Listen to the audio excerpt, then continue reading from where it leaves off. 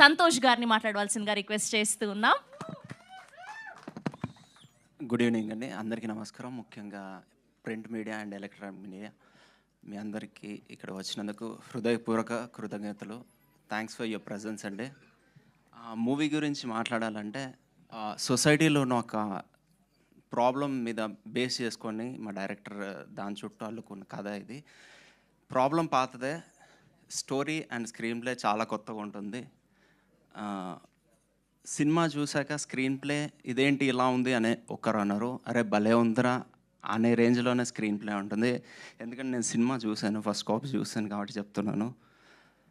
And ఈ మూవీలో తనికెళ్ళ భరణి గారు, వినయ్ వర్మ గారు ఇట్లాంటి గ్రేట్ పర్సనాలిటీస్తో స్క్రీన్ సేవ్ చేసుకోవడం చాలా హ్యాపీగా ఫీల్ అవుతున్నాను. అండ్ తాగబోతు రమేష్ అన్న, వెంకీ మంకీ గారు అండ్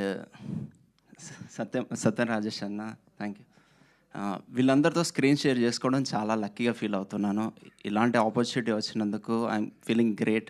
యాక్చువల్లీ ఈ కథ ఒక పెద్ద హీరో చేయాల్సింది, అది లాస్ట్ మూమెంట్లో మిస్ అయింది. ఐ మీన్ ఎందుకు మిస్ అయిందో తెలియదు, తన టైం బాగాలేదో నా టైం బాగుందో తెలియదు, కానీ నాకు వచ్చింది అవకాశం.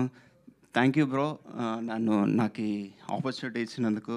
సో మార్చి 21 తర్వాత మేమందరం చూసాక మీరు పెద్ద హీరో అవ్వబోతున్నారు. మీరు అలా ఎందుకు ఫీల్ అవుతారు? అద్భుతమైన యాక్టింగ్ చేశారు. అదే నా టైం బాగుంది కాబట్టి నాకు వచ్చిందని ఫీల్ అవుతున్నాను. అండ్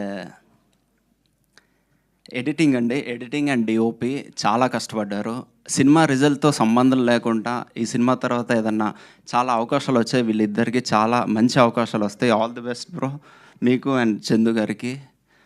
అండ్ కొత్త ఎడిటర్, కొత్త హీరో, కొత్త హీరోయిన్, కొత్త డిఓపి, ఇంతమందిని కొత్త వాళ్ళని తీసుకుని, మా డైరెక్టర్ కొత్తవాడు, ఇంతమందిని కొత్త వాళ్ళని యాక్సెప్ట్ చేయాలంటే గట్స్ ఉండాలి. ఆ విషయంలో మా ప్రొడ్యూసర్ గారికి సెల్యూట్ చేస్తున్నా. థ్యాంక్ యూ సార్, ఇంతమంది కొత్త వాళ్ళకు అవకాశం ఇచ్చినందుకు థ్యాంక్స్ అలాట్. హెచ్జేకే ప్రొడక్షన్ నుంచి ఎన్నో సినిమాలు రావాలి, కొత్త టాలెంట్కి అవకాశం ఇవ్వాలి మీరు. అండ్ ఈ సినిమా బ్లాక్ బస్టర్ అయ్యి చాలా పెద్ద హిట్ అయ్యి మా ప్రొడ్యూసర్ గారికి చాలా డబ్బులు రావాలి. ఆ డబ్బులతో ఇంకా కొత్త వాళ్ళకి అవకాశాలు ఇవ్వాలని కోరుకుంటున్నాను. Last but the not least మా డైరెక్టర్ గారితో కంపేర్ చేస్తే అసలు నేను ఈ సినిమాలో అస్సలు కష్టపడలేదని చెప్పొచ్చు. ఎందుకంటే అంత క్లారిటీగా నాకు సీన్ చెప్పాడు, ఏం కావాలో చేయించుకున్నాడు. ఒక గొడ్డులా కష్టపడ్డది మాత్రం మా డైరెక్టర్ బ్రో, నిజంగా గొడ్డులా కష్టపడ్డాడండి. డే 1 నుంచి నీ కష్టానికి పే ఆఫ్ వస్తుంది అని నేను నా కోసం కాకుండా నీ కోసం ఈ మూవీ చాలా పెద్ద హిట్ అవ్వాలని కోరుకుంటున్నాను. Thanks a lot.